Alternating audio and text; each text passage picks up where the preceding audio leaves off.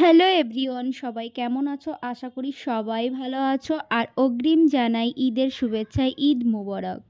তো আজকের ভিডিওটা আমি এখান থেকেই শুরু করছি। আজকে আমি আমার বোনের বাড়ি যাব, আর আমার পুচকু মাম্মাটিকে অনেক দিন দেখিনি, তো একটু দেখতে যাব আর ওর জামা কাপড়ও দিতে যাব। আর আমি এখানে মন খারাপ করে কান্না করছিলাম, আর লাকি রেডি হয়ে বলছে, মা কখন যাবে, রেডি হয়ে নাও।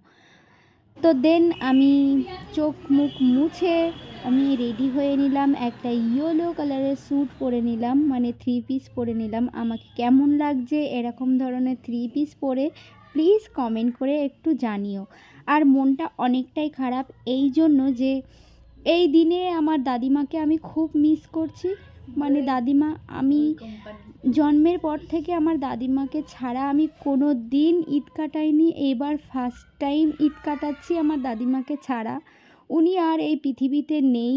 আমি এই ভয়েস ওভার দিতে গিয়ে আমার চোখে জল চলে আসছে, কারণ ওনাকে ওনাকে এবার দেওয়ার ছিল আমার একটা সুন্দর শাড়ি, কিন্তু আমি আর দিতে পারলাম কোথায়।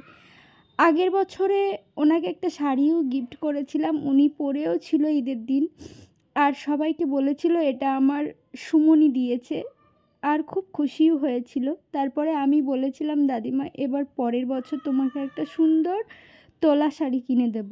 তোলা শাড়ি কিনে দিলে কি হয়, উনি শোকেজের মধ্যে বন্দি করে রেখে দেয়, পরে না বলে আমি পরা শাড়ি দিয়েছিলাম। যাই হোক গাইজ, একটু ইমোশনাল হয়ে পড়েছি, আমার দাদিমাকে খুব মিস করছি, উনি আর পৃথিবীতে নেই। আর আমি চলে এলাম আমার বোনের বাড়িতে আর পুচকু মাম্মাটিকে দেখতে। দেন আমি ওকে মিষ্টি দিয়ে দিচ্ছিলাম, আর মাম্মা তো আমাকে দেখে ভয় পাচ্ছিল, অনেক দিন দেখেনি তো, বাচ্চা মানুষ।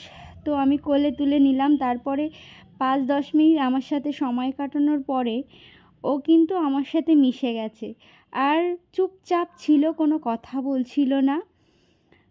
তো সব থেকে মানে কথাই বলতে পারছি না, আমার খুব কষ্ট হচ্ছে, জানি না তোমাদেরকে কতটা বোঝাতে পারছি। মানে আমার মনের মধ্যে খুব কষ্ট হচ্ছে আমার দাদিমার জন্য। দাদিমা যদি বেঁচে থাকতো তাহলে এই দিনটায় কত আরও আনন্দ হয়ে উঠতো। এত এত জামা কিনছি, এত এত সবাইকে দিচ্ছি, কিন্তু সেই আনন্দটা যেন মনের মধ্যে কুড়ে কুড়ে খাচ্ছে। তাই রাইসের সাথে একটু সময় কাটানোর পরে আমার অনেকটাই মন ভালো হয়ে গেছিলো, যে ওর সাথে একটু সময় কাটানোর পরে। দেন আমি যে জামাগুলো নিয়ে গেছিলাম ওকে পরিয়ে দেখছিলাম, কিন্তু অনেকটা বড় হয়ে গেছিলো, অনেক দিন দেখিনি মাম্মাকে, তাই। তো আমি একটু হালকা পাতলার মধ্যে সামার কালেকশান নিয়েছিলাম মল থেকে, ওর জন্য 3 সেট জামা নিয়েছিলাম, আর ওকে ভালো জামা আমি পরে কিনে দেবো। আমি ওকে বললাম যে তোকে নিয়ে গিয়ে কিনে দেবো বাবু, তোকে দেখিনি অনেক দিন, পাতলু হয়ে গেছি। আরও মুচকে হেসে দিচ্ছে। আর ওর জন্য দুটো ব্যাঙ্গেলসও নিয়ে গেছিলাম।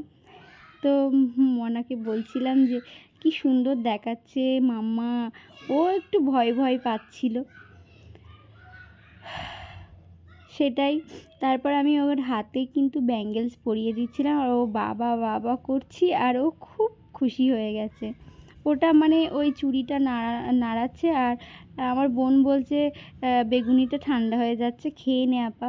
তো আমি দেন আমি একটা নিলাম, আর ওকে ওর মুখে একটু দিচ্ছিলাম। আর ও তো বেশ কুরকুরেই খেতে পটু।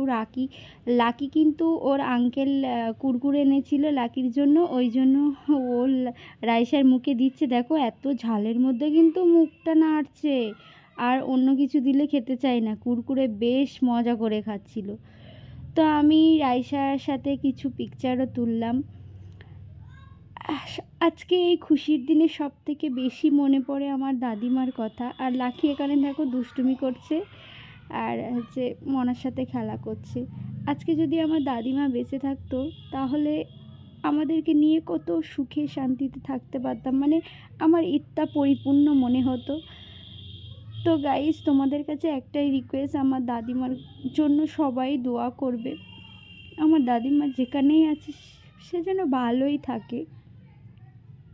প্রথমবার এই ঈদটা করছি তো, আর খুব ভালোবাসতাম।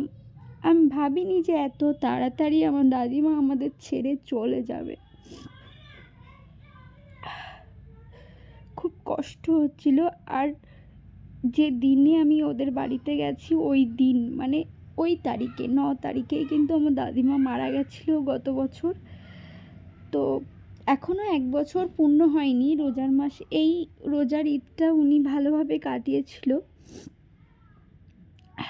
আর এই ঈদটা আর কাটাতে পারলো না।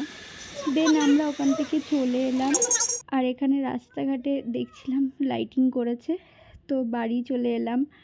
বোনও কিছু লাকির জন্য একটা জামা দিয়েছে আর একটা লাঞ্চ বক্স দিয়েছে, যেহেতু লাকি অনে ওঠার সময় ফার্স্ট হয়েছিল, ওর আন্টি ওকে বলেছিল যে তুই যদি ফার্স্ট হোস তোকে একটা গিফট করব। অনেক দিন যাওয়া হয়নি বলে সেই গিফটটা একেবারে দিয়ে দিল, আর এই জামাটা কিন্তু লাকিকে কিনে দিল। তো যাই হোক গাইজ, ভিডিওটা এই পর্যন্তই। ভালো লাগলে লাইক শেয়ার কমেন্ট করতে ভুলবে না। একটু ইমোশনাল হয়ে গেছি, সরি তার জন্য। তবে সবার কাছে একটাই রিকোয়েস্ট করছি, তোমাদের যদি কারোর কোনো প্রিয়জনকে কিছু দেওয়ার থাকে প্লিজ দিয়ে দিও, সময় নিও না, কারণ সময় কখনো কারোর জন্য অপেক্ষা করে না। টাটা, বাই বাই, দেখা।